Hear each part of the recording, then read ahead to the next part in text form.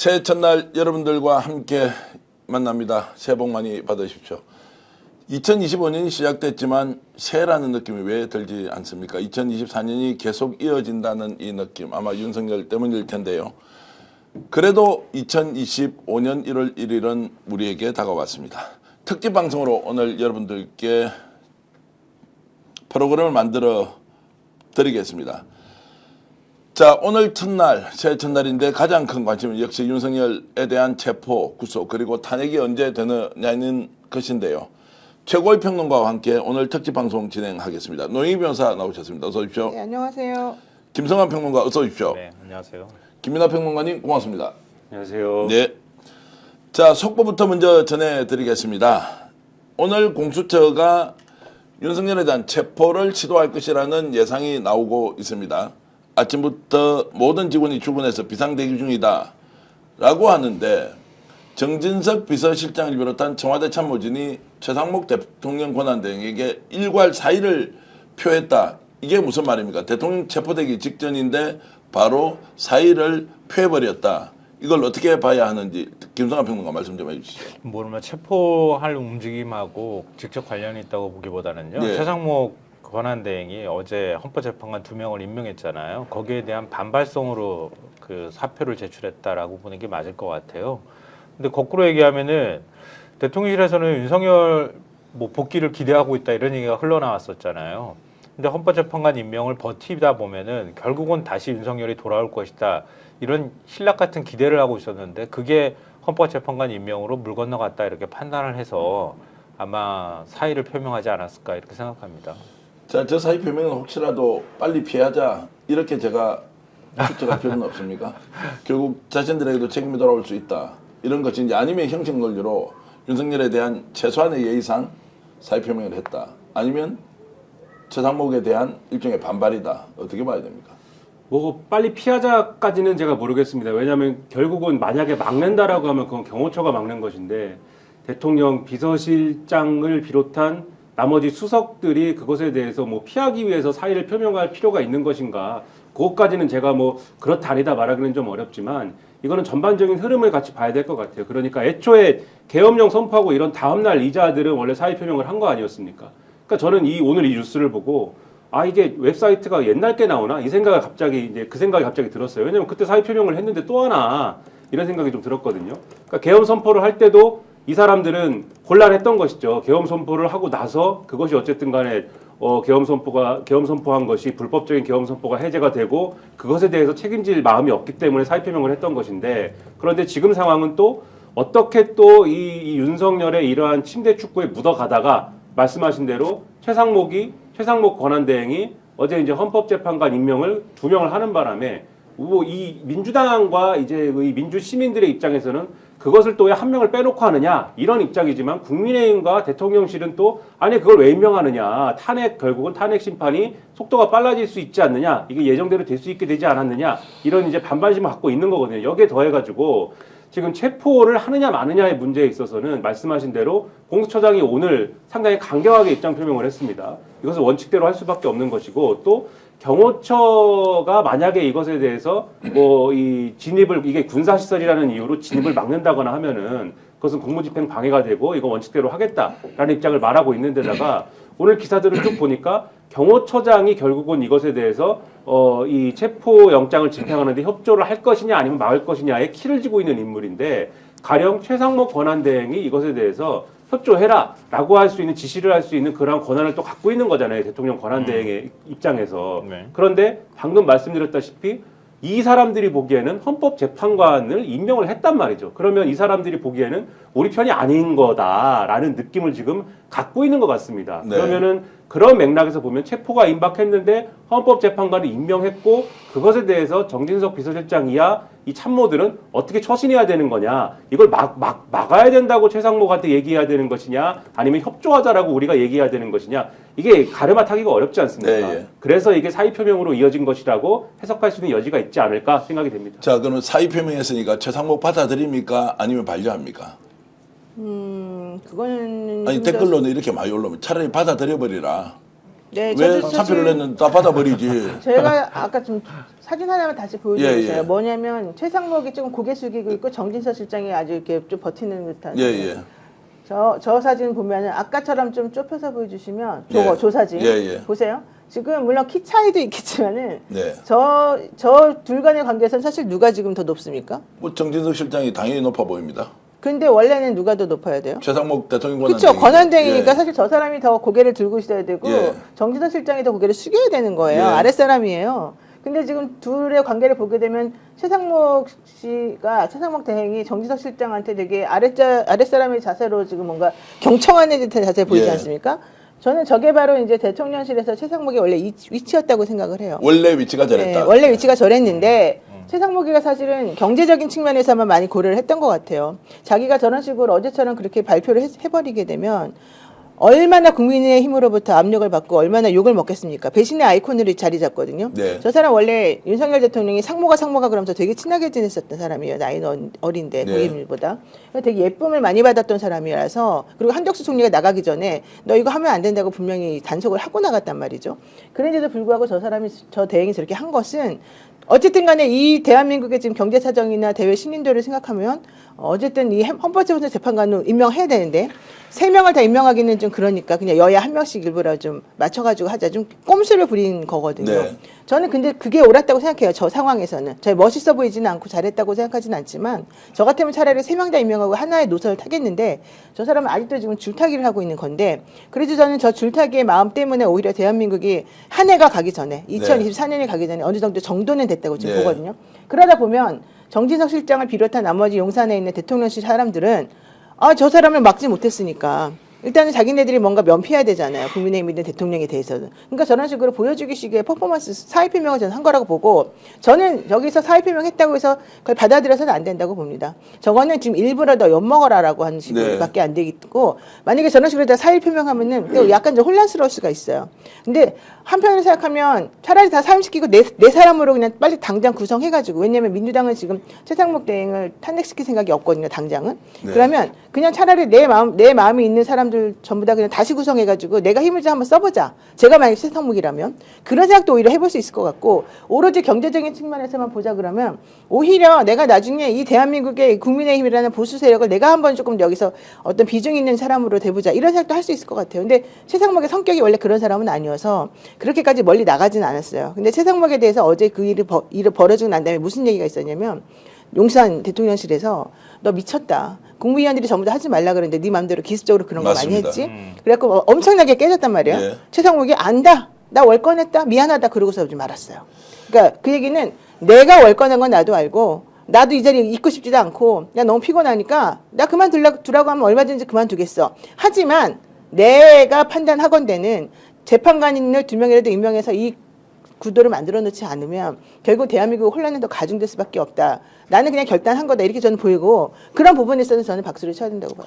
자, 굉장히 중요한 말씀을 하셨는데요. 최상목이 양다리를 걸쳤잖아요. 아주 꼼수를 부린 거고. 어제까지는 그쵸? 저게 네. 그 선별임명 때 엄청나게 국민들이 반발했는데 양다리를 딱 걸치면서 자기 탄핵 안 당했다고 선택을 네, 했는데 그것도 맞는 말이죠. 제가 취재를 해보니까 국민의힘에서는 이런 선별임명에 대해서 사전에 어느 정도 교감이 있었고 네. 용산은 교감이 안 된 것 같아요. 맞아요. 자, 이런 상황에서 최상목이가 선택을 하고 보니까 이쪽 저쪽에 다 공격을 받아버린 거죠. 받지만 아니 예. 오히려 거기까지예요. 공격을 받지만 예. 공격을 받는 게 막 완전히 미친 듯이 이렇게 공격받는 게 아니에요. 적당히 서로 간의 명분을 서로 얼굴을 좀 챙겨주는 측면에서의 공격이지. 예. 민주당도요. 너 잘못한 거 맞아. 너 탄핵해야 되는데 내가 조금 봐줄게. 이런 여지를 지금 남겨두고 있고요. 국민의힘에서도 너가 40여까지 임명했으면 넌 죽여버렸을 텐데 이런 마음 좀 갖고 있는 것 같아요. 제가 양쪽을 들어보니까 네.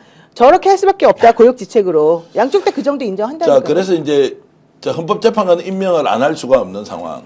그리고 국민의힘하고는 사전에 어느 정도 교감이 있었으니까 오케이.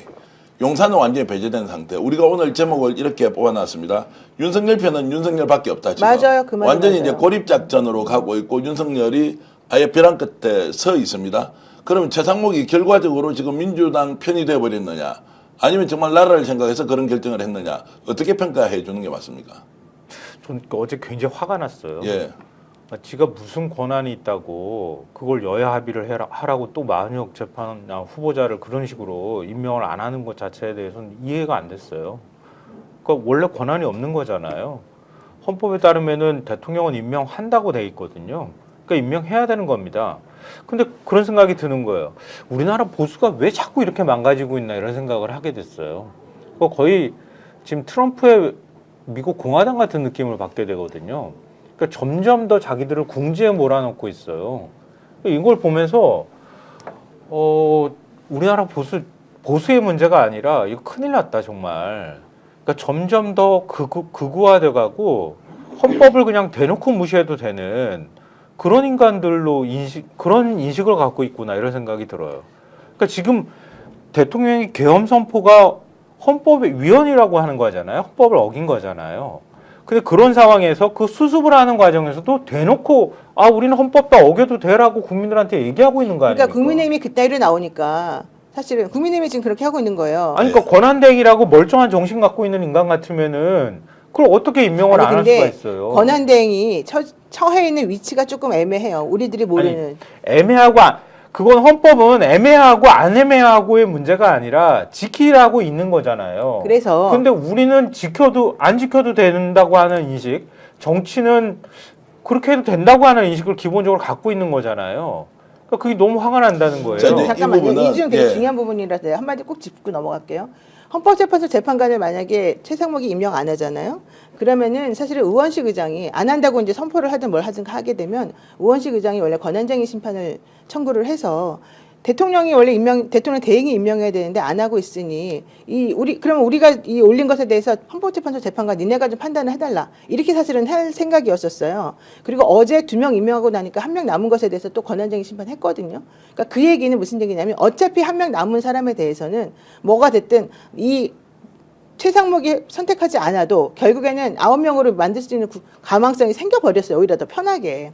그러니까 지금 원론적으로는 우리 평론가님 말이 다 맞는 말인데 그리고 국민들의 정서, 일반적인 정서 감정도 맞는 말인데 저는 어차피 권한쟁의 심판을 청구해가지고 결국은 이걸 하려고 생각했었던 사람인데 그 전에 좀 한 단계를 좀 들어가기 쉽게 일부러 야당에게 좀 저는 더 오히려 편을 들어줬다고 생각하고 그거를 국민의힘이 모를 리가 없고 국민의힘 그동안에 계속해서 억지 부린 거 자기네가 모를 리가 없고 그래 탄핵시키려면 탄핵시켜라 월권했어 이렇게 좀 약간 저자세로 나가면서 그들을 달래면서 지금 하고 있는 게 최상목의 태도라고 봐요. 그러니까 뭐 그런 거에 대해서는 어느 정도 저도 동의하는데요. 결과적으로 보면은 최악의 상황은 피했다라고 하는 거에 동의가 되는데 오늘 이제 여러 매체가 여론조사를 했어요. 여론조사하면서 제 눈에 가장 많이 띄었던 건 뭐냐면 보수층 절반가량이 부정선거 의혹 해소를 위해서 계엄이 필요하다고 생각을 하고 있다고 나와요. 그러니까 우리나라 그러니까 그동안에는 진보 3, 보수 3, 중도 3, 뭐 통상적으로 그렇게 구분해 왔잖아요. 근데 보수 쪽에서도 절반 정도가 이해할 수 없는 행동을 지금 윤석열이 한 거란 말이에요. 근데 보수층의 절반 정도라고 하는 사람은 계엄이 필요했다고 보는 거예요.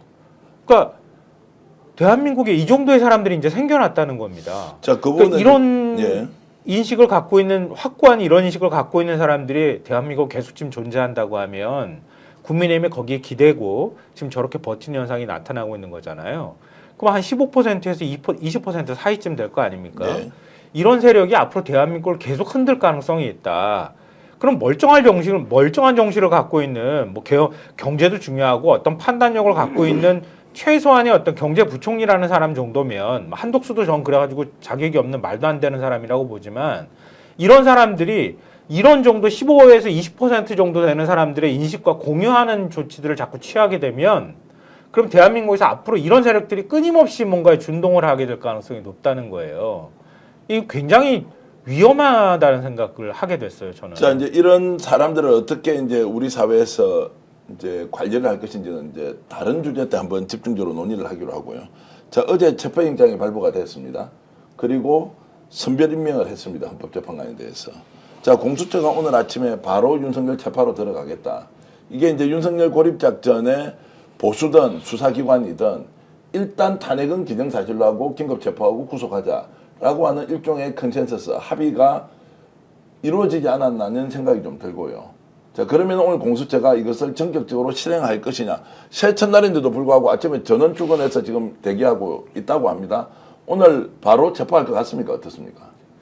네, 뭐 그것을 이제 뭐 여기 앉아서 제가 단언할 수는 없는 네. 얘기지만 첫째로 말씀하신 대로 겁을 법을 아는 사람이면 윤석열 탄핵은 기정사실일 것이다. 헌법재판소에서 지금 절차적인 어떤 무슨 뭐 방해가 있지 않는 한 여기서 절차적인 방해라는 것은 앞서 말씀하신 대로 뭐 헌법재판관 임명을 뭐 이걸 해태해가지고 이 요건을 뭐 이렇게 무너뜨린다던가 이런 것이 아닌 한 이것은 인용이 된다라는 거는 법을 조금만 알면은 대부분은 예상 가능한 일인 것 같습니다. 그리고 이것은 당연히 수사기관들도 거의 뭐 수사기관뿐만이 아니라 제가 볼 때는 공직사회에는 만연해 있는 어떤 그러한 어떤 컨센서스라고 부르면 그것은 컨센서스인 것이고 공감대가 아닐까 싶은 생각이고요. 그리고 근데 이런 탄핵이 인용되느냐와는 별개로 윤석열에 대한 수사는 또 수사 논리로 접근하는 게 원칙이니까 체포는 체포영장이 나왔기 때문에 체포영장을 집행하는 거에 대해서는 당연히 집행을 해야 되는 거니까 뭐 이것도 공수처는 언제든지 집행할 수 있도록 이 준비를 해놓는 게 맞는 거죠. 그러니까는 공수처가 체포영장 집행하는 기일이 일주일 낸데 다음 주 월요일까지인데 오늘이 쉬는 날이라고 뭐 오늘은 쉬는 날이니까 집행 안 해야지 이러고 이제 집에 있을 수는 없는 거 아닙니까? 당연히 이제 비상되게 해야 되는 것이고 그 다음에 이게 쉬는 날이라고 다시면은 이 토요일 일요일도 뭐 쉬어야 되느냐? 그러면 이제 집행할 수 있는 날짜가 목금 월밖에 이제 안 남는 거잖아요. 그러니까는 쉬는 날은 당연히 없다라는 게 맞는 거고 다만 이런 문제는 있는 것 같아요. 이걸 체포영장을 집행하는 일자를 질질 끌면 끌수록 이 지금 이제 언론이 많이 보도하고 있는 체포영장을 집행하려고 해도 지지자들이 막으면 집행을 할 수 없을 걸이라고 하는 시나리오가 있습니다. 지금 그러니까 질질 끌면 끌수록 이 동력은 계속해서 이제 이 동력이 계속 확보가 될 거예요. 그래서 지금도 사실은 어제도 이 윤석열을 체포하라고 하는 이 민주 시민들의 어떤 그러한 집회 그리고 체포해서는 안 된다라고 하는 또 이 극우 지지층들의 집회가 그 관저 앞에서 이제 경쟁적으로 열리는 그런 상황이 이제 연출이 되지 않았습니까? 계속해서 이제 이 집중이 될 거거든요. 그런 상황을 고려를 하면은 빨리 집행하는 것이 일단은 필요하고 이러한 이제 좀 충돌을 최소화할 수 있는 포인트를 잡아서 집행하는 것도 필요할 것이다. 그 두 가지를 같이 고려해서 이 체포 스케줄을 잡지 않겠느냐 저는 그렇게 생각을 합니다. 지금은 이제 경호처가 막았을 경우에 어떻게 하냐 걱정인데 지금은 이제 윤석열 지지자들이 다 모여서 아예 인간벽을 쌓겠다 이거 못 뚫고 들어간다. 라고 하는 이제 상황으로 누가 기획을 했든 아니면 차별적이든 자, 이 문제까지 생겼으니까 오히려 체포를 굉장히 서둘러서 해야 한다는 이야기가 많습니다. 어떻게 보십니까? 그래서 원래는 이제 이런 얘기가 돌았어요. 어제 최상목이 아니라 공수처에서 네. 오전 10시에 그러니까 기자들을 다 불러 모아서 기자회견 한다고 했다. 그래서 다 불러 모아라 그랬대. 그래서 그럼 1월 1일 날 안 하고 기자들 모아서 뭔가 얘기하고 그 다음에 할 건가? 이제 이 생각 하나 집행 자체를. 또 하나는 사람들이 이제 기습적으로 좀 많이 없을 때 그리고 좀 서로 너무 이렇게 좀 자러 들어갔을 때 하는 게 오히려 좀 낫지 않냐 해서 새벽에 할 것이다라고 하는 얘기. 그래서 1월 1일 새벽이나 1월 2일 새벽이나 이런 데 할 때 내지는 그런 식으로 다 흘려놓고 성동격서처럼 흘려놓고 실질적으로는 제일 사람들이 이렇게 좀 약간 신경 안 쓰고 있을 때 그때를 노려가지고 어쨌든 한번 체포를 시도할 것이다. 그리고 밤새워서 이 벽을 만들었던 사람들도 이제 집에 가야 되고 뭐 이것저것 이탈할 때가 있으니까 그때를 노려서 할 것이다. 뭐 여러 가지 시나리오가 있었거든요.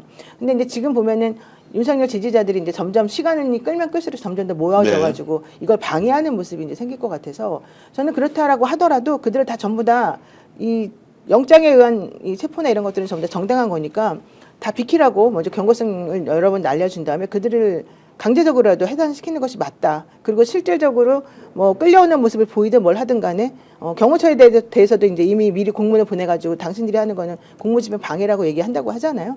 그래서 저는 공수처가 경찰하고 같이 협동을 해서 협조를 해서 이번에 1월 6일 전에 신병을 먼저 확보하는 것이 매우 중요하다. 어떠한 식으로 조금 겉으로 보기에 물리적 충돌이 있는 것처럼 보여도 그거는 불가피한 것이다. 이렇게 좀 생각을 해요. 자, 이렇게 이제 인간벽을 쌓아서 못 들어가게 막는다. 여기에서 혹시 불상사가 생길 수 있지 않습니까? 충돌이 되는 것은 이제 기관 대 기관의 충돌이라는 것은 법적으로 정리가 되지만 개인이 와가지고 이제 이것을 아예 집행을 못하도록 막는 경우에 뭔가 이런 것들을 노리고 또는 상황을 악화시켜서 할 수도 있는 거 아니냐라는 생각이 들어서 걱정은 좀 앞섭니다. 네, 그게 또 가장 정광훈 목사 같은 사람이 저게 나타날지 안 나타날지는 우리가 알 수 없지만 아예 특정한 세력들을 결집시키는 하나의 요소로 사용할 수 있다 충분히. 그렇게 하려고 그러는 거죠. 그러니까 이제 그래서 이제 지금 오동훈 공수처장이 이렇게 발빠르게 움직이는 것이 주변 상황 때문이냐 아니면 정말로 현장을 진두지휘하고 정리하는 것이 굉장히 어려우니까 시간을 더 내는 것이냐라는 이제 질문을 좀 드리겠습니다. 근데 말씀하신 게 제일 우려스러운 거죠. 어제도 인원 추계는 좀 다르지만 한 4천 명 정도, 4, 5천 명 정도가 모였다고 하거든요. 그리고 경찰 차량에 들어가는데 뭐 차량 밑으로 막 들어누워서 들어가는 뭐 이런 일까지 벌어졌다고 하더라고요. 그러니까 그런 일들 비슷한 게 아니면 그거보다 더 뭐랄까 격화돼가지고 감정이 격화돼서 박근혜 전 대통령 그 당시에도 그렇지만 사망하는 일도 발생했잖아요. 네. 경찰차 위에 올라갔다가 뭐 떨어지거나 이런 경우도 생기기도 해서 이번에도 그런 불상사가 생기지 않도록 사전에 경호 조치를 충분히 한 다음에 영장을 집행하는 게 맞다 이렇게 보이고요. 중앙일보가 오늘 아침에 그러지 않아도 경찰 기동대에 협조 요청을 해놨다고 얘기를 하더라고요. 그러니까 사전에 인원들을 좀 정리하고 들어가야 되지 않겠습니까? 근데 사실 경호처가 막아서면 그 경호처에 대응하기 위한 뭔가 인력도 필요한 거 아니겠어요? 경호처가 그냥 열어주면 되는 건데 아니라고 하면 더 많은 인력이 들어가야 되기 때문에 인력이 들어가는 상황이 거의 눈으로 다 보인단 말이에요.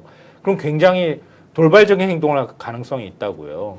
그러니까 그런 면에서는 경호처하고 사전에 경찰 쪽에서 얘기를 협조 요청을 하고 경호처하고 뭔가 협의를 한 다음에 들어가는 게 맞다. 일단 기본적으로는. 그렇게 하지 않으면은 좀 위험한 상황이 있을 수도 있으니까 그런 질서 유지를 철저히 한 상태에서 들어가는 게 필요하다라고 생각합니다. 자, 워낙 극단적으로 대응책을 내세우고 행동으로 옮겨버리니까요. 자, 이런 생각이 드는 거예요. 1월 6일까지 그냥 인간띠 만들어가지고 아예 막아버리자. 그럼 체포영장이 자동으로 소멸을 해버리잖아요. 이런 것도 지금 충분히 생각할 수 있을 것 같은데. 지금 그래서 여론전을 거의 일부러 이제 지금 부추기는 그런 행태를 보이는 겁니다. 지금 국민의힘이 여기에 올라타고 있는 게 상당히 경악스러운 것인데 지금 이 권영세 비대위원장 등에 계속되는 이런 그 여론전을 자극하는 그러한 이제 워딩을 보면은 서울 서부지법에다가 이거를 신청한 게 문제다 이렇게 얘기하지 않습니까? 그러니까 저는 이해가 안 돼요. 서울 서부지법의 출신 판사들이 뭐 헌법재판관 으로 뭐 돼 있는 상황에서 뭐 이거를 여기다 신청을 했고 여기에 내준 판사는 뭐 이 우리 법 연구회 출신이고 뭐 등등의 뭐 이런 얘기를 막 이제 하고 있는 건데 그러한 음모론에 올라탄 것인데 우리나라 사법부는 뭐 봉건제인가요? 뭐 서부지법 출신이 뭐 어디 가면은 무조건 야 이거는 체포영장을 내줘야 된다 뭐 이렇게 판단하고 그걸 통해서 우리 서부지법의 명예가 높여지고 뭐 우리의 이 영토가 넓어지고 뭐 이렇게 판단하는 그러한 곳인가요? 그러니까 말이 안 되지 않습니까 하나도? 근데 말이 안 되는데 이런 말이 안 되는 논리를 극우 유튜브나 극우 지지자들은 어느 또 요런 재미난 요런 아주 훌륭한 대응 돌리고 있구나. 요렇게 금방 받아가지고 요런 걸 유포하고 요런 거를 가지고 자기들 지지층에게 거봐 서울 서부지법의 판사는 공산당이야 이래버린단 말이죠. 지금도 네이버 댓글 이런 데 가면은 서울 서부지법 공산당 판사 이런 거 달고 있어요 이미. 그리고 그러한 공산당 판사가 내준 체포영장 이것이 무효다. 원천 무효다. 이 얘기를 누가 합니까? 뭐 공산당 판사라고는 그 사람은 얘기 안 했지만 윤곽근 변호사 이런 사람이 이 체포영장이 원천 무효다라고 대놓고 얘기해버리지 않습니까? 그리고 원천 무효이기 때문에 무슨 권한쟁의 심판 이런 거를 헌법재판소에 청구를 하겠다 이렇게 얘기하지 않습니까? 체포영장이 나와가지고 이 조사를 받으러 안 오는 사람한테 체포영장이 나왔는데 그거를 왜 권한쟁의 심판을 하는 건지 저는 법적 지식이 없어서 그런지 잘 이해는 안 돼요. 그걸 헌법재판소에 저도 할 수 있습니까? 네. 그거 저도 원래 헌법재판소에다가 못하는 거예요. 그래서 각하될 거예요. 그러니까 네, 그거를 맞아요. 왜 합니까? 말도 안 되는 윤석열 근데- 쪽에서 한 건 다 잘못이에요. 그렇죠. 그 근거도 없는 거를 한다고 주장함으로써 그런데 그거 유튜브와 이 그거 지지층 간에는 이게 뭔가 잘못된 게 있는 것이기 때문에 할 수 있는 것이고 이런 부당함이 있기 때문에 우리가 가서 이걸 막아야 되는 명분이 있는 것이다. 이걸 계속 자극하면서 그것에 대한 어떤 명분을 계속 주는 거지 않습니까? 결국 다 오라는 거거든요. 관저 앞에 와라. 관저 앞에 와서 누워라. 그러면 버티면 체포영장 집행 못하고 우리 버틸 수 있다. 이 전략이 아니면 이런 행동들이 설명이 안 되는 거죠. 자, 이런 이제 극단적 세력을 불러 모아놓아서 조직화, 세력화시켜서 여기서 버텨라, 6일까지만 버텨보라고 하면 정광훈이라는 사람이 지금까지 해왔던 행위를 보면 충분히 가능할 것 같아요. 네, 맞아요. 자, 이제 이런 상황을 그러면 어떻게 이제 해소할 것이냐. 국힘에서 나서서 아니다. 이건 안 해야 한다고 하는데 지금 김민하 평론가 얘기는 오히려 그런 상황을 방치하고 있다. 그럼 결국 마지막에는 자진 출석하는 것밖에 없는데 공수처가 매우 급해졌고 자 이런 상황을 지금 이제 어떻게 돌파할 것인지 오늘이라도 당장 집행해야 한다고 보십니까? 어떻습니까? 저는 시간이 끌면 끌수록 이제 더 많은 사람들이 몰려 들어가지고 예. 그 앞을 더 단단하게 못 들어가게 막을 가능성이 있어서 집행은 좀 빨리 하는 게 좋을 건데 이제 그럼에도 불구하고 사람들 막 잔뜩 있는 데서 그렇게 하는 것보다는 조금 사람들이 좀 덜 움직일 때, 약간 좀 피곤할 때, 힘들 때 죄송합니다. 네. 이럴 때 가서 하는 게 맞다고 보고 저는 윤석열 측이나 국민의힘 측에서 자발적으로 이렇게 할 것 같지는 않아요, 절대. 그렇기 때문에 결국 이 문제는 물리적인 충돌을 어쨌든 어느 정도는 예상할 수밖에 없는 구조가 돼서 그 부분을 아주 정확하게 영상으로 남겨가지고 증거들을 많이 확보한 다음에 실제 이쪽에서 당신들이 하는 행동은 내란 선동의 그러니까 공조범이다. 당신들이 하는 건 옳지 않다는 걸 계속해서 인지시킨 다음에 그래도 이걸 풀지 않으면은 그냥 공권력 투입해가지고 저는 전부 다 끌어내는 수밖에 없다고 좀 봐요. 아니 근데 뭐 경호처가 그렇게 얘기했잖아요. 지금 체포영장 발부했다는 소식 나오니까 대통령 경호하겠다고 얘기하잖아요. 네, 예. 그럼 그 앞에 있는 도로에서 1인 시위도 못하게 막으면서 그러니까. 그 많은 시위대가 들어가가지고 그 앞을 틀어막게 내버려둔다는 것도 상식적으로 이해가 안 되잖아요. 앞뒤 안 맞는 일이 워낙 많아요. 워낙 엉터리 말을 하니까. 웃기는 짓들을 좀 하고 있는데요. 그러니까 사실은 뭐 요 며칠 사이에 계속 이제 보수 신문들을 보는데요. 어제는 전부 다 조중동이 한꺼번에 다 자초한 일이다 윤석열이 네. 이런 식의 톤의 사설을 썼고요. 오늘 동아일보하고 중앙일보가 자진 출석해서 그냥 스스로 걸어 나가라 이렇게 얘기를 하고 있는 거거든요. 근데 지금 이런 그동안에 그렇게 윤석열 정권을 유지하기 위해서 노력했던 보수 언론조차도 이런 식의 태도를 보이고 있는데 아주 극소수의 사람들, 극우화되어 있는 사람들을 지금 못 막는 거 아니에요. 네.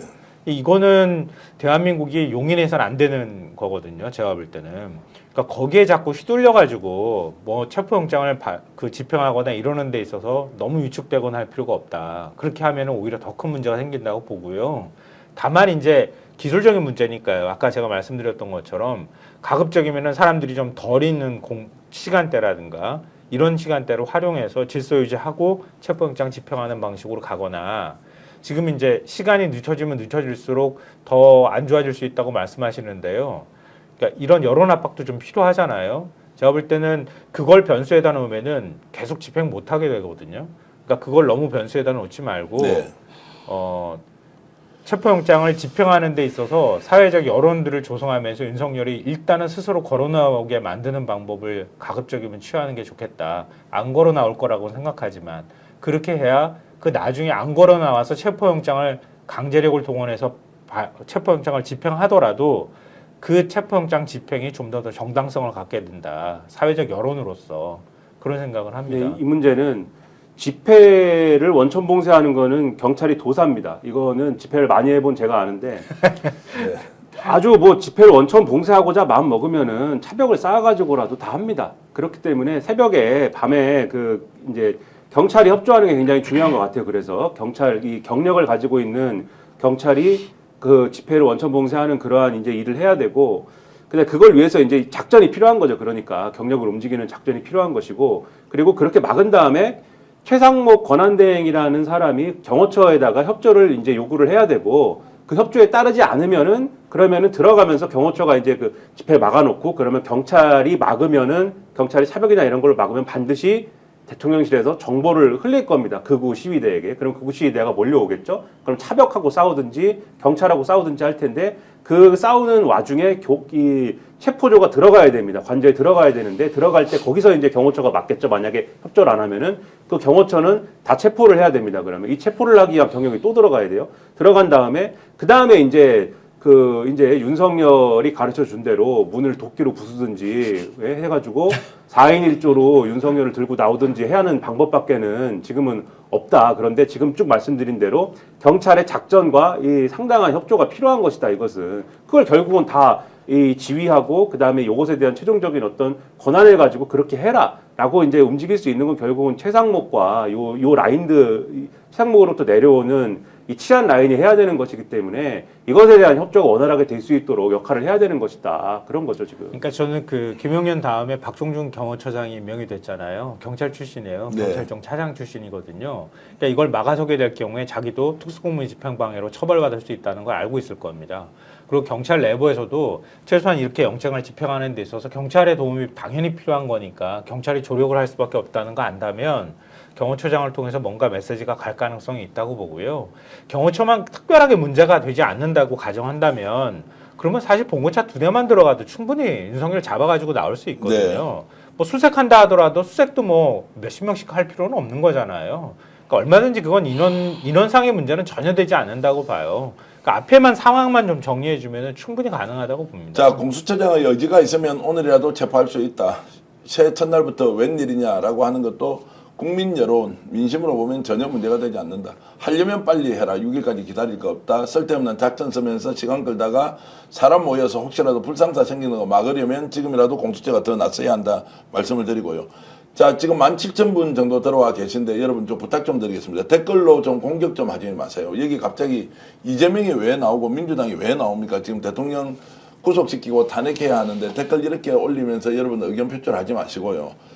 알바비 받고 하시는지 아닌지도 잘 모르겠는데 이렇게까지 그냥 해야 되는지 제가 좀 질문을 드립니다. 그리고 제작진은 적정하게 좀 댓글 관리를 좀 해 주시길 부탁드리겠습니다.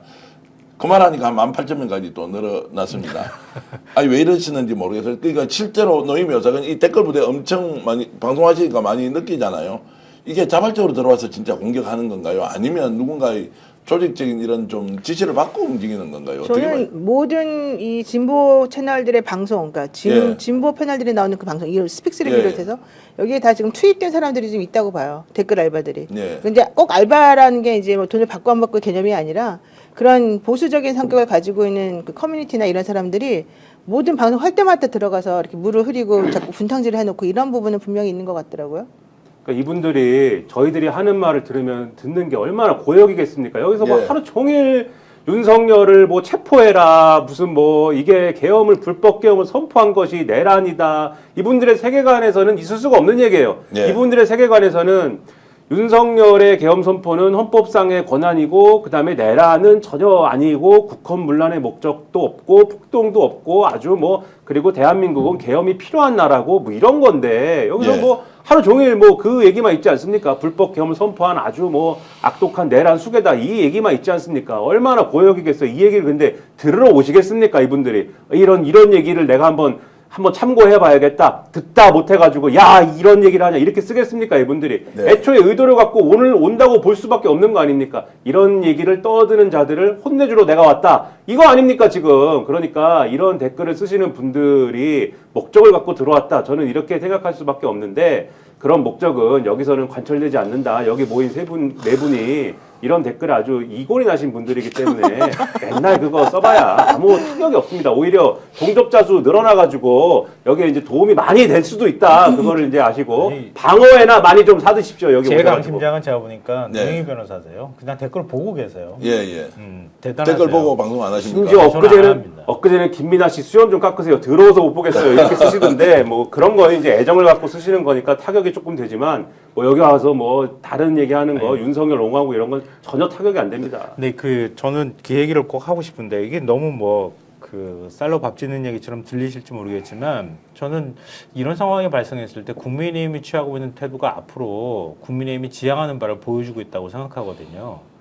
근데 권성동이나 그 권영세 두 사람이 얘기하는 걸 보면서 특히 나름 국민의힘에서는 합리적이라고 얘기를 합리적으로 평가받아서 지금 비대위원장 자리에 오른 권영세 비대위원장의 말을 들어보면 국민의힘은 진짜 완전히 극우화돼 가고 있구나. 네. 그러니까 이렇게 극우화되면서 극우화돼 있는데도 불구하고 최상목이나 이런 사람들한테 일정하게 자기의 요구가 투영이 되잖아요. 지금. 그러니까 3명을 다 임명을 해야 되는 상황인데 1명을 뺀단 말이에요. 1명을 빼면서도 과거에 인민노련에 있었다. 이거 가지고 이유를 들이댄단 말이에요. 그렇게 따지면은 안창호는 어떻게 헌법재판관이 됐나? 예? 지금 인권위원장은 헌법재판관 안 거쳤어요? 김문수 지금 장관도 인민노련 출신인데. 아니 그러니까 아니, 거기 정확히는 선호련 제가 또 이 족보에 민감해가지고 선호련 하다가 이제 민중장관 족보에 민감하네. 민노련하고는 조금 다르긴 예. 합니다. 근데 그 뭐 아니, 그러니까 그게 그거죠. 운동권 조직이죠 뭐. 예. 그러니까 그런 것들을 이유로 대면서 이건 친북 좌파의 나라야 이렇게 규정하고 그거에 경도된 대통령이라는 자는 계엄 선포하고 이게 다 같은 인식의 공유가 이루어지고 있는 거잖아요. 예. 근데 이런 거에 국민의힘이 같이 편승해서 간단 말이에요. 근데 거기에 이 상황을 수습하겠다고 하는 비대위원장이 대국민 사과조차도 하지 않고 아니 의원들 나가서 같이 사과하라 그러니까 아니 그럴 계획 없는데요. 이러고 있잖아요. 권영세라는 사람이 나서가지고 그리고 헌법재판관 2명 임명한 거에 대해서 유감이라고 얘기하고 그리고 권성동은 진짜 더 황당한 사람인데 헌법상의 소추와 재판분리 원칙을 위배했다고 이렇게 주장하는데 그러면 박근혜 탄핵은 누가 시켰어요? 그거 야당이 추천한 사람 안 들어가 있었어요? 자기가 한 거 자기가. 자기가 뭐 소추위원이었잖아요. 그러니까 그러니까 이런 논리들을 그냥 얘기하면서 위원장으로서. 이거에 사람들이 속아 넘어간다는 거예요. 근데 이 마은혁 판사 관련돼서는 제가 그 얘기는 꼭 하고 싶어요. 그 얘기는 꼭 짚고 넘어가고 싶은데 마은혁 판사 지금 말씀하신 대로 뭐 인민노련 출신이고 진정주 정책국장 출신이고 그다음에 그 한국노동당 그거 뭐 창당 멤버고 뭐 어쩌고 뭐 그러면서 이제 반대 논리가 있었지 않습니까? 인사청문회 때. 그 얘기를 하는 걸 보고선 나는 참 기가 차다고 생각한 게 그 친한계 신지호 전 의원 그분이 인민노련 출신이고 그다음에 한국노동당은 그거는 심지어는 그 초기 한국노동당 만들었죠. 예, 그 당시에 이게 안기부에서 만들으라고 한 당 아닌가? 이래갖고 운동권에 내분이 일어나가지고 맞아요. 자기들끼리 싸운 당이고 그 당을 만들 때 주도했던 사람이 주대한 씨라고 있어요. 주대한 씨가 그래가지고 야 이거 운동권 프락치 아니야? 이래갖고 내분이 일어날 때 그 당사자인데 그 주대환 씨가 지금 그 윤석열을 지지하는 구 운동권 출신들 모임이 있어요. 뭐 민주화 운동 동지회인가 뭐 거기 뭐 누구 민경호 씨도 있고 누구 뭐 함은경도 들어가. 예, 뭐 그런 사람들 모여있는 데 있잖아요. 거기 계신 분이에요, 지금. 그러니까 다 이 인민노련 출신이라는 사람들이 예를 들면 여기 뭐 송영길 전 대표도 있고 지금 김문수는 어떻고요? 다 거기 김문수 선거련, 이미자는 어떻습니까 또? 네, 그러니까 이 주류 정치권에 여기도 가 있고 저기도 가 있고 이런 사람들이 많고 원희룡도 그다음에 그렇고. 진정추는 그때는 합법 정당을 하자고 그런 합법 진보 정당을 만들자고 하던 그런 정치 세력으로 가자고 하는 그런 기구였는데 거기에 몸담았다는 이유로 그걸 시비 걸면 안 되고 그리고 그런 만약에 그 무슨 문제가 있는 그런 운동권 세력의 어떤 그런 마음을 계속 유지한 상태로 비합법 세력이라는 마음을 가지고 계속 갖고 있었으면 판사로 임명이 되겠습니까 그게 그러니까 말도 안 되는 얘기를 가지고 반대를 했는데 그거를 최상목이라는 사람이 여전히 그 이유로 여야 합의가 안 됐으니까는 이 사람은 좀 밀어놓읍시다 이렇게 얘기를 하면은 그거는 또 안 되는 거다 이렇게 그러니까 말씀드립니다. 민주화 명예회복 보상심의위원회가 민주화 운동으로 인정을 했어요. 그리고 인민노련이 만들어질 때 한 10,000명이 모인 자리에서 만든 거예요. 그러니까 그러고 난 다음에 이걸 지금에서 이걸 문제 삼으면서 얘기한다는 것도 기가 막힐 뿐더러 아까 제가 안창호 말했잖아요. 안창호 인권위원장 공항검사 출신이잖아요. 이렇게 얘기해요. 차별금지법에 대해서 안토니오 그람시의 주장을 근거로 들면서 공산주의 혁명으로 가는 긴 행진의 수단이라고 얘기하는 사람은 인권위원장으로 멀쩡하게 앉아있는데 가짜뉴스입니다. 대통령 이런 사람도 임명하는 판에 이런 나라에 그람시 좀 아는데 가짜뉴스입니다. 자, 이제 앞뒤 이제 따지고 들면 정말로 100가지 논쟁을 하더라도 24시간 하더라도 이 사람들이 하고 있는 새빨간 거짓말 우리가 검증을 하면 한도 끝도 없습니다. 그런데 정치판의 시계는 돌아가고 있으니까요. 어떻게 돌아가는지. 자, 오늘 체포영장을 이렇게 집행을 한다. 체포됐을 경우에 윤석열 그 뒤부터 어떻게 되느냐.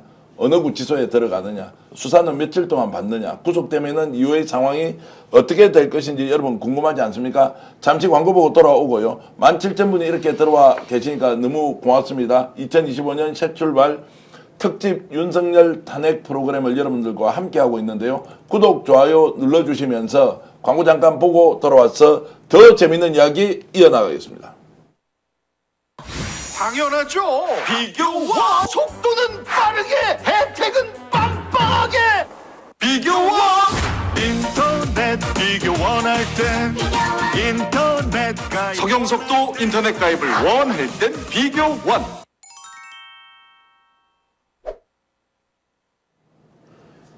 자, 인터넷 비교원 광고 보셨는데요. 여러분 혹시 집에서 인터넷 교체할 일 있으면 꼭 인터넷 비교원 이용해 주십시오.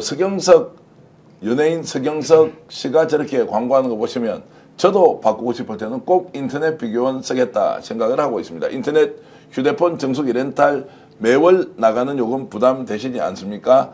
자, 교체만 하더라도 최대 48만 원 인터넷에서 지원하고 있고요. 그리고 휴대폰도 30만 원 추가 지원 정수기 렌탈 시 최대 30만 원까지 모든 혜택을 다 합치면 108만 원의 혜택을 받을 수 있다. 전화하셔서 스픽스 보고 전화했다고 하면요. 더 많은 선물 여러분들께 드릴 수 있습니다. 1670-2571로 전화하셔서 여러분 꼭 인터넷 비교원 활용해 주시면 고맙겠습니다. 스픽스가 강력하게 추천합니다. 자, 제가 이제 지금 윤석열에게 체포영장이 발부되었다라는 것을 전제로 이제 그 앞에서 생길 수 있는 상황은 다 이제 정리가 됐다고 보고, 자, 소환 조사를 합니다. 자, 이렇게 하면 이제 체포해서 조사를 하면 혹시 집에 돌려보냈다가 다시 부를 수도 있습니까? 바로 거기에서 뭔가 끝을 냅니까? 그렇게는 거의 못 하고요. 예. 원래 공수처에서는 이제 공수처에서 수사를 하고 48시간 안에 이게 이제 정리가 덜 됐다고 생각하면 구속 수사의 필요성이 생기기 때문에 구속영장을 신청을 하게 되는데요. 지금 검찰하고 공수처하고 지금 합의 본 게 있어요. 일단은 48시간 동안 수사하면서 잠을 안 재울 수는 없기 때문에 원래 보통은 인근 경찰서에서 유치장에서 재우는 것 하나 생각을 했고, 또 하나는 의왕에 있는 수원구치소에 있는 것도 좀 생각을 해놨대요. 네. 정확하지는 않아요. 둘 중에 어디로 갈지는. 그 다음에 48시간 동안 조사를 해본 다음에 이 사람에 대한 영장 청구가 필요하면 영장을 청구하되, 그러면 10일 정도 이제 이게 이제 범죄 소명이 됐다고 저번에 체포영장 발부도 그렇게 됐으니까 그러면 10일 정도가 먼저 이제 되잖아요. 그리고 한 번 더 연장해서 10일을 더 연장할 수 있잖아요. 그렇게 되면 공수처에서는 첫 번째 10일 동안의 조사를 다 한 다음에 그때는 이제 수원구치소에서 왔다 갔다 하게끔 하고, 첫 번째 10일 동안에 다 수사를 한 다음에 어차피 자기네들은 기소를 못 해요. 그리고 이번에 특검법도 다 지금 부인해버렸기 때문에, 거부했기 때문에 또 시간이 오래 걸리잖아요. 그렇기 때문에 이들은 첫 번째 열흘 동안에는 공수처에서 하고 나머지 열흘은 신청하면서 검찰로 보내기로 했어요. 네. 그래서 검찰에서 열흘 동안 자기네들이 이제 수사를 더 많이 해가지고 기소할 수 있도록. 근데 검찰이 지금 기소가 가능한 게 어차피 검찰이 기소할 수밖에 없고, 김용현에 대한 구속기소하면서 정리해 놓은 것들이 많지 않습니까? 그래서 그것들하고 같이 연결시키면 이 대통령은 사실은 집에서 이번에 체포가 돼서 나오는 순간 다시 집으로 돌아가기는 매우 어렵다. 자, 이제 그 이야기로 보면 이번에 출두가 되든 체포가 되든 윤석열이 밖으로 나오게 되면 영원히 집으로 돌아갈 수 없다. 이렇게 생각할 수도 있는 거죠. 지금 말씀하신 대로 쭉 절차가 지금 말씀하신 대로 체포 48시간 이내에 구속, 그다음에 구속영장 나오고, 그다음에 10일 해가지고 기소까지 쭉 이제 이어지게 예. 되면, 그렇게 되면은 그러고 이제 우리가 예상하는 대로 내란 수괴로서 이제 이게 다 이제 인정이 되고 그렇게 돼가지고 뭐 거기에 맞는 적법한 처벌이 이루어지게 되면, 그러면 이 내란 수괴로서의 어떤 이 죄라는 것은 매우 무겁지 않습니까? 실제 네. 사형이 선고되는 그러한 중죄이지 않습니까? 그러면은 말씀하신 대로 이러한 정의가 실제로 되면, 그러면 어느 정권에서 무슨 뭐 사면 뭐 이런 허튼 짓을 하지 않는 한, 그러한 허튼 짓을 하지 않는 한 집에 못 간다. 그리고 그 좋아하는 술과 음식을 즐기지 못할 것이다. 이렇게 볼 수 있는 것이죠. 그러니까 오늘 체포되면 실제로 윤석열은 영원히 사회와 격리될 가능성이 매우 높다. 아, 그럼요. 그 현실적으로도 그렇게 될 수밖에 없고요. 그렇죠. 다시 또 집으로 돌려보낸 다음에 다시 또 데리고 나오는 게 힘든데 누가 예. 집으로 돌려보냅니까? 예. 말도 안 되는 거지. 그걸 예상하지 않았으면은, 그러니까 이런 식의 대응을 할 수가 없는 거죠. 체포해서 일단 조사하고 바로 구속영장 칠 겁니다. 구속영장 치고 조사하고. 자, 그러면 조사하고 구속영장 치고 구속이 되면 이제 판도가 완전히 정리되는 국면으로 갈 거 아니에요. 탄핵은 심판의 속도가 더 높아질 거고, 나머지 관련자들에 대한 수사, 조사, 그리고 또 다른 하나는 김건희와 관련된 문제도 이제 본격적으로 수사를 하면은 정말로 국민들이 바라는 방향으로 가니까 지금 약간 지겹고 왜 체포를 하지 않느냐고 하지만 이것이 매우 중요한 분기점이라 이렇게 볼 수 있는 거죠. 그럼요. 지금 넘어야 될 큰 산 두 개는 이미 어제 넘었어요. 네. 헌법재판소 재판관 일단 임명해서 사람의 수를 많이 만들어놨잖아요. 네. 8명으로. 그렇게 하고 체포영장이 일단 발부가 됐잖아요. 체포영장이 발부가 됐다는 거는 공수처의 수사권 논란을 종식시켜줬다. 네. 그다음에 그 체포영장이 발부되면서 결과론적으로 윤석열이라고 하는 사람이 그동안 주장했던 것들은 전부 다 틀리다라고 하는 것을, 그리고 이 건 관련해서는 더 이상 뭐 이론의 여지 없이 내란죄라고 하는 건 성립되어 보인다라고 하는 걸 법원에서 이미 어느 정도는 확정을 지어준 거라서, 그리고 그동안에 김용현을 비롯해서 많은 사람들에 대한 수사가 이미 이루어져 있어가지고 저는 검찰이 가지고 있는 자료하고 공수처가 가지고 있는 자료를 다 합치게 되면 이 내란죄 인정에 대해서는 별로 이론이 없어 보여요. 예. 뭐 노상원 씨에 대한 것도 많이 지금 얘기가 되어 있고, 그래서 그렇게 되면 일단 내란죄와 별개로 탄핵심판도 지금 엄청나게 빨리 진행을 하겠다는 얘기고요. 네. 이 탄핵 심판도요, 헌법에 얼마나 위반되는 계엄 선포를 했느냐인데 이게 가장 핵심인 거잖아요. 근데 실제 절차적으로도 지금 헌법 위반, 딱 82조 위반이라는 건 너무너무 분명하게 나와 있잖아요. 이제 나머지 것들은 이제 구체적으로 형식, 그 내용을 좀 들어가 봐야 되겠지만, 그러면 헌재에서도 너무 명백한 헌법 규정 위반이 정확히 있는데 그거를 놔두고 나머지 막 복잡스러운 걸 가지고 할 일이 전혀 없어요. 그래서 이번에 문영배 소장 대행도 그렇게 말을 했고, 실제 두 명 들어간 이 재판부에서도 1월 달부터 이제 정식으로 임명 절차를 거쳐가지고 정식으로 들어서 일을 하게 되거든요.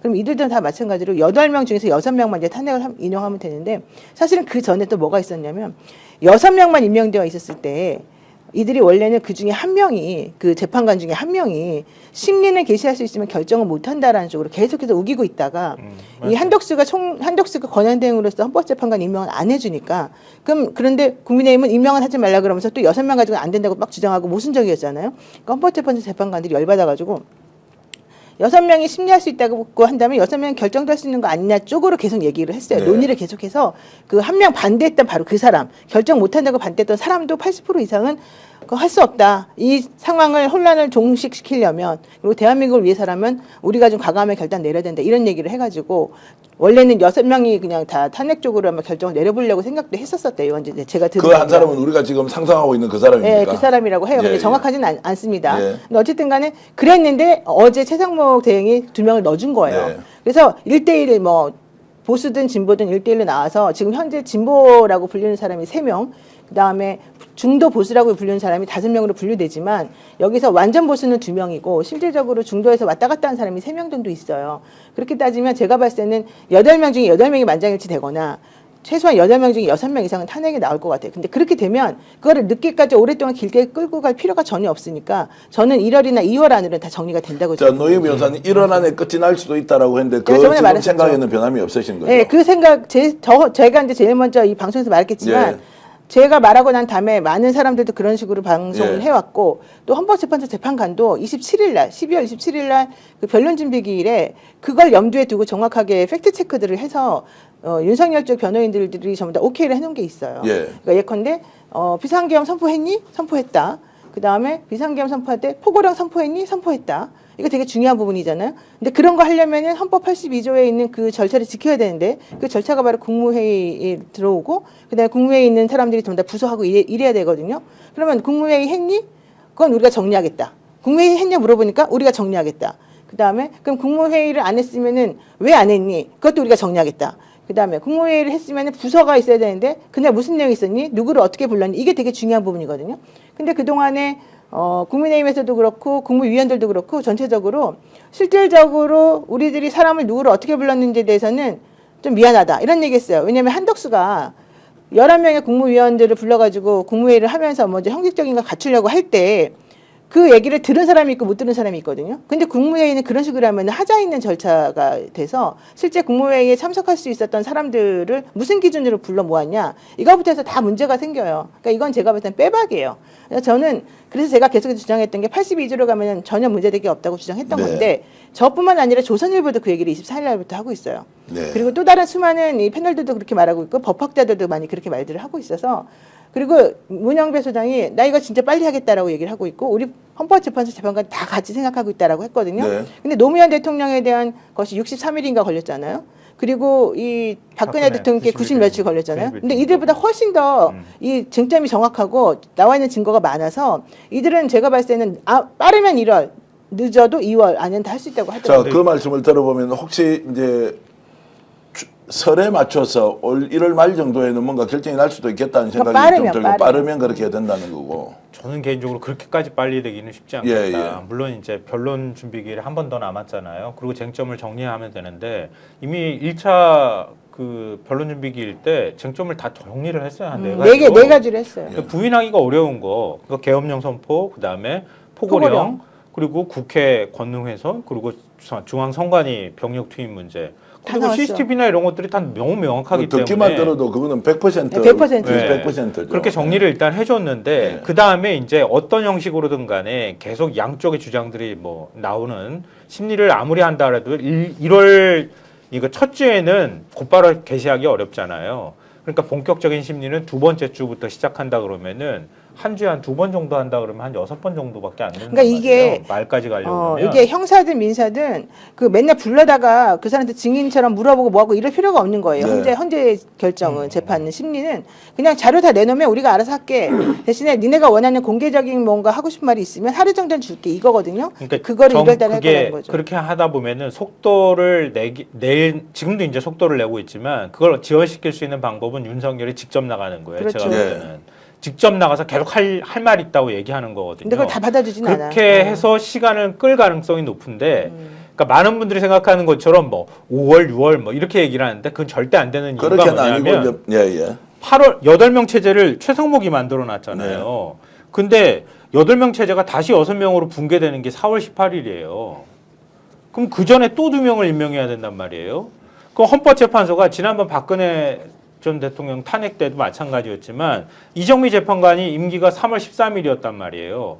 그거 임기 끝나면 7인 체제로 내려가는 상황이었다고요. 그러니까 그거 막기 위해서라도 3월 10일 날 그 탄핵 마지막 선고를 한단 말이에요. 그런 것처럼 4월 18일 넘어갈 일은 없다. 확실히 그거는. 자, 그럼 그 전인데 전에서 당긴다 하더라도 제가 볼 때는 저는 2월 중으로 끝난다고 봤거든요. 2월 중에는 충분히 가능하리라고. 자, 두 분 말씀 종합하면 1월 중에 극적으로 끝이 날 수 있지만 늦어도 2월 말까지는 정리정돈이 된다라고 이제 생각할 수 있겠습니다. 그러면 2월 말이라고 보더라도 4월 말까지는 이제 대통령 선거를 다시 해야 되는 상황이 올 수 있다는 거고, 제가 좀 우문을 해보겠습니다. 구속영장 청구가 받아들여지지 않을 가능성은 없다고 보시는 거죠. 내란죄와 관련해서. 네, 저는 너무 명백하기 때문에. 그럼 구속은 무조건 되는 것이고, 네. 그 다음에 탄핵도 생각보다 빨리 가서 1월, 늦어도 2월에 이제 결정이 난다. 자, 이렇게 되면 구속이 됐다고 치겠습니다. 바깥에서 이제 윤석열 이렇게 하면 안 된다고 막 이렇게 목소리를 높이는 정광훈 비롯한 세력들이 있지 않습니까? 이 사람들이 구속이 되고 나면 이제 대세가 결정되지 않습니까? 내란죄로 구속이 되는 거예요. 근데 내란을 찬동하거나 동조를 하더라도 처벌을 받는데 이들이 정말로 광화문에 모여서 대규모 집회를 계속 이어갈 것이냐, 아니면 이들도 사그라들 것이냐, 이 부분은 어떻게 전망하십니까? 저는 뭐 단기적으로야 뭐 부침이 있겠지만은 이 사람들이 포기하지 않는다고 봅니다. 아, 계속 싸운다. 그렇죠. 왜냐하면 이 사람들이 애초에 지금 모여있는 목적이 윤석열을 정말로 구하고 싶고 윤석열을 뭔가의 어떤 법적인 어려움에서 구해내고 싶은 뭐 그런 목적이냐? 아니거든요. 윤석열과 김용현의 이러한 말도 안 되는 짓거리들을 활용해가지고 자기들의 세를 막 불리고 자기들이 하고 싶은 얘기들을 막 그냥 하고 이런 게 좋은 것이지, 제가 볼 때 이 사람들 윤석열에게 충성 바치는 사람들이 아닙니다. 이전에도 해왔고 이런 일들은 이전에도 해왔고 그런 일들을 통해서 국민의힘 내에 자기들의 영향력을 확대하고 그 확대한 걸 통해서 또 자기들의 주장을 강화하고 우리 이 정도 된다 의스대고 그런 걸 통해서 자기들 돈 벌고 이거잖아요. 이건 네. 비즈니스 모델이거든요 지금. 예. 그렇기 때문에 오히려 자기들의 집회에서 윤석열 억울하다 그런 얘기를 막 할 거예요. 윤석열은 억울한 사람이다. 물론 법적으로 문제가 되지 않는 뭐 이런 것들을 일부는 검토하겠죠. 그래서 직접적으로 우리나라는 내란이 필요한 나라야까지는 얘기를 안 할지 몰라도 절차적으로 예를 들면은 아까 말씀드린 것처럼 무슨 뭐 서부지법이 뭐 어쨌다든지 또는 헌법재판소가 좌편향돼 있다든지 이런 식의 얘기들 있지 않습니까? 헌법재판소에 뭐 이 사람들이 분명히 얘기할 거예요. 좌편향돼 있고 이 사람들이 그래서 기울어진 어떤 결정을 하고 있고 이 사람들이 나쁘다. 그래서 윤석열은 억울하다 절차적으로. 그래서 윤석열은 피해자다. 그 탄핵이 부당하다. 이렇게 갈 겁니다 아마. 근데 저는 자, 여기서 중요한 변수가 예. 하나가 있는데요. 이제 그들은 그들대로 이제 바깥에서 그렇게 싸우겠지만 국민의힘이 변수예요. 국민의힘이 뭐가 변수냐? 대선 후보, 지금부터 대선 후보 찾고 있거든요.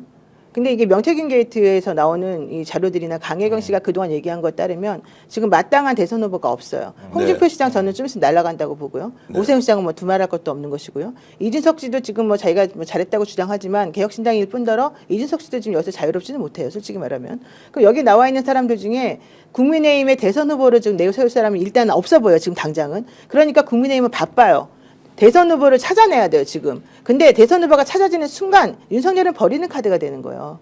그렇게 되면 바깥에는 아스팔트 우파들이 정광훈을 위시한 아무리 윤석열이 죄가 있다 없다 따지더라도 지금 그들이 그거에 매몰될 수가 없어요. 그것만 주장하다 보면은 대권이 날아가 버려요. 지금 예. 어제 그 여론조사에서 나온 것 중에 하나가 뭐냐면 지금 당장 선거를 치르면 이재명이 될 확률이 뭐 48%. 근데 국민의힘 후보가 나와서 될 확률이 35%인가 이렇게 나왔대요. 그러면 그 정도면 사실 해볼만 하거든요. 네. 왜냐면 아직 후보도 없는 상황에서 어쨌든 이재명 싫다라고 하는 사람들이 그렇게 많다는 거니까 국민의힘은 지금 다 죽어가는 윤석열 살리려고 이 불씨를 씌울 필요가 없고 이들의 입장에서는 새로운 사람을 빨리 찾아와가지고 이 사람이 이재명보다 경쟁력이 있다라고 하는 거 보여줘서 오히려 자기네들이 다음 정권을 이어받을 수 있는 네. 그런 걸 찾아야 된단 말이에요. 그러려면 윤석열하고 차별화를 또 원천하게 해야 네. 되고 윤석열을 같이 죽여줘야 되고 이런 게 이제 국민의힘에 대한 필요한 거죠. 근데 그러니까 그 부분에서 말을 이어가자면은 국민의힘이 지금 올라타고 있지 않습니까? 이 태극기 세력에 소위 말하는 거구 세력들 위에 네, 있죠. 극우 세력들이 올라타고 있는데 지금 말씀하신 대로 대선을 치러야 되는데 제가 볼 때는 노영희 변호사님 말씀이 맞지만 1차적으로는 이 대선 후보가 마땅치 않기 때문에 더 올라타는 흐름이 있을 수도 있어요. 한쪽으로는. 그게 뭐냐면은 과거에 황교안 시대의 자유한국당 떠올리시면 됩니다. 그때 기댈 데가 없으니까 기댈 데가 없고 중도를 공략할 수 있는 포인트가 없고 그 가능성이 없기 때문에 그럼 뭘 먹고 살 거냐. 결국은 극우 일부 왜곡된 기독교 세력에 올라타서 갈 수밖에 없다. 그래서 이제 황교안 시대 자유한국당 세력이 그래서 그랬던 거거든요. 그 국면으로 갈 건데 딱 하나 그렇지 않을 수 있는 돌파구가 뭐가 있을 거냐면은 지금 한동훈이 있지 않습니까? 여기가 지금 자기는 어쨌든 저는 뭐 한동훈에 대한 비판을 이 자리에서도 굉장히 많이 했는데 한동훈은 나는 개혁을 반대했어. 이거 자기 브랜드로 지금 갖고 가려고 하는 거잖아요. 그러면 한동훈이 만약에 국민의힘에서 어쨌든 간에 우리가 대선을 치르려면 한동훈이 있어야 돼 모드로 가면 한동훈을 데리고 와가지고 이거를 얼굴마담으로 활용해가지고 대선을 치를 거야. 이 전략을 세울 수 있으면 그러면은 요거 가지고 이 극우 태극기 세력이랑은 선긋고 가는 전략을 우리가 가지고 간다. 요 전략을 세울 수가 있겠죠. 다만 국민의힘의 지금 내부 구조가 그렇게 갈 수 있는 상황이냐에 대해서는 앞으로 좀 지켜볼 여지가 있는 거다. 만약에 그렇게 못하면 노영희 변호사님 말씀하신 새로운 인물을 찾는 데 있어서는 실패할 가능성이 높고 그러면 제가 볼 때는 당분간 국민의힘이 이 수렁에서 못 벗어날 확률이 커질 것이다. 자, 제가 이제 잠깐만 그 말씀에 네. 이어서 속보가 들어왔는데 권영채 국민의힘 비대위원장이 지금 용산 대통령실에서 일괄 사표 낸 부분에 대해서 굉장히 이제 항의 유감이다라고 이렇게 얘기했습니다. 지금 우리 김인하 평론가 말씀과 좀 이어서 얘기를 하면 용산에서 지금 움직이는 것은 극우 세력과 손잡고 대통령을 방어할 사람을 찾는데 너희들 왜 그런 짓 하느냐라고 하면서 국힘은 국힘대로 살 국리를 하고 있다는 느낌. 맞아요. 이게 이제 들어서 이게 묘하게 탄핵은 대선, 구속과 탄핵은 대선이라는 것으로 자연스럽게 이제 이어지는 과정에서 국힘의 속마음을 권영세가 저렇게 표현했다고 생각을 하는데요. 그 최상목 권한대행이 그랬다고 하잖아요. 비공개회의 때 윤석열 탄핵은 그건 기정사실이고 얼마나 장기화하는 문제냐 이것만 남았다 얘기를 했다고 하잖아요. 제가 볼 때는 국민의힘도 다 알고 있다고 봐요. 그러니까 윤석열이나 극우는 윤석열을 손절할 수 없다는 거는 알고 그러니까 차라리 윤석열을 순교자로 만들려고 하는 거예요. 언젠가 다시 호출할 수 있게 그걸 소재로 활용해서 결국 우리를 내부 결속을 하겠다고 하는 거거든요. 제가 앞서부터 계속 말씀드렸던 것처럼 그래서 더 폭력적이거나 더 극우화 경향을 보일 가능성이 있다. 이게 매우 위험한 우리 사회의 흉기가 될 수 있다고 하는 점을 우려한다는 말씀 드리는 거고요. 그래서 국민의힘은 윤석열이 필요한 건 아닌 거거든요. 지금 어차피 버리는 카드로 보는 거예요. 그냥 윤석열을 활용하는 거예요. 지금 거꾸로 보면. 네. 그래야 지금 있는 지지자들도 떨어져 나가지 않는다는 걸 알고 있기 때문에 저렇게 행동하는 거거든요. TK에서 내란이 아니라고 생각하는 사람이 절반이 넘어요. 그러니까 그러면 TK를 결속하기 위해서는 내란이 아니라는 주장을 끝까지 굽히지 않고 해야 될 필요가 있는 거니까 저런 얘기들을 하는 거랑 마찬가지라고 보거든요. 근데 제가 볼 때는 국민의힘은 지금 대선 후보 찾는 게 문제가 아니에요. 아까도 명태균 게이트 얘기하셨지만 내란 특검 반대하고 김건희 특검 반대하는 이유가 바로 그거거든요. 내란 특검 들어가면은 국민의힘 의원들도 지금 조사받아야 돼요. 네. 그것 때문에 박어보았거나 그것 때문에 지금 다 결속해 있는 거거든요. 이거 우리가 다 죽게 생겼다고 하니까 바짝 지금 긴장해가지고 뭉쳐 있는 거란 말이에요. 그래서 사실 저는 한동훈은 카드가 못 된다. 죽어도 한동훈 카드를 안 쓰려고 할 거다라고 보는 거고요. 김건희 특검법도 명태균 게이트 들어간 것 때문에 그런 거란 말이에요. 조선일보도 어제 그게 속내를 살짝 비치더라고요. 김건희 특검법 그거 통과되면은 내란 특검법하고 같이 겹치게 될 경우에는 수천 명이 조사 대상이 될 수 있다고 김건희 특검법이 더 위험하다고 보는 거였어요. 김건희 특검법 안에 명태균 게이트 들어가면 들어가 있어요. 줄줄이 지금 다 날아간다고 하기 때문에 그것 때문에 막는 거거든요. 네. 김건희 도이치모터스는 이미 버린 카드예요. 그거는 어떻게 되든 간에 통과가 되는 건 상관없어. 명태균 게이트나 이거 건드리면 우리 다 죽게 생겼어. 그러니까 길을 쓰고 지금 막는 거란 말이에요. 그러니까 윤석열을 살리는 것도 살리는 거지만 윤석열 살리는 것보다는 윤석열을 도구로 쓰면서 우리를 보호하겠다고 하는 의도가 훨씬 더 저는 강하다고 보는 겁니다. 그 다음에 대선이든 뭐든 나발이고 있다고 보는 거거든요. 자, 국민의힘이 자기 살기 위해서 윤석열은 포기했다. 김건희는 일찌감치 버렸다. 그리고 지금 현재 어떤 상황으로 대선을 맞이할 것이냐. 오늘 2025년 새 출발 특집 윤석열 탄핵은 구속과 탄핵의 과정이 우리 눈앞에 펼쳐져 있지만 사실 숨어있는 탄핵 이후 60일 뒤의 대통령 선거일 것입니다. 극우와 손을 잡고 갈 것이냐 아니면 극우 대신 그래도 보수를 재건할 것이냐의 문제는 국민의힘에 달렸는데 현재까지 보여주는 모습은 전혀 개전의 정이 보이지 않는다. 정신 못 차리고 있다. 이런 말씀 드리고요. 우리가 여기 올라오는 댓글 부대의 소위 말하는 말도 안 되는 비판과 김민하 평론가 저 그리고 두 분과 동급으로 비교 좀 안 했으면 좋겠다. 우리는 팩트, 진실, 사실을 기준으로 여러분들과 함께 얘기를 나누고 있다는 말씀 드리고요. 그리고 여러분들 지금 질풍가도님, 대한독립, 그리고 마스터 페어님, 달팽이 뿔님, 바람바람님, 미소님, 병철님, 그리고 초이님, 여러분들 고맙습니다. 김사관님도 감사드리고요. 훈님, 대한독립, 그리고 나옥꿈님, 여러분들이 이렇게 동시에 의견을 주셔서 진심으로 감사히 말씀드리고 오늘 이 방송 새해 첫날인데 실제로 새해 첫날의 느낌보다 2024년이 아직도 이어지고 있다는 느낌 여러분들도 비슷하게 갖고 있을 것 같습니다. 국내에서 해외에서 이 방송 봐주시는 분 진심으로 감사드리고 영친이들 노영희TV도 꼭 구독, 좋아요 좀 많이 해주시면 저희들 스픽스에 큰 힘이 된다는 말씀 드리겠습니다. 오늘 긴 시간 이렇게 나와주셔서 정말로 감사드립니다. 김민하 평론가님 고맙습니다. 댓글 부대 경성한우 방어회 꼭 사주십시오. 네. 알겠습니다. 그런 말씀까지 해주시니까 갑자기 자 우리 새 짧게 한 말씀 하시죠. 이제 뭐 그동안에 말 많이 했으니까요. 예. 올해는 새해가 온 줄도 모르게 그냥 지나가 버린 것 같아요. 많이 어수선하고 그래서 힘들어하시는 분도 굉장히 많은데요. 예.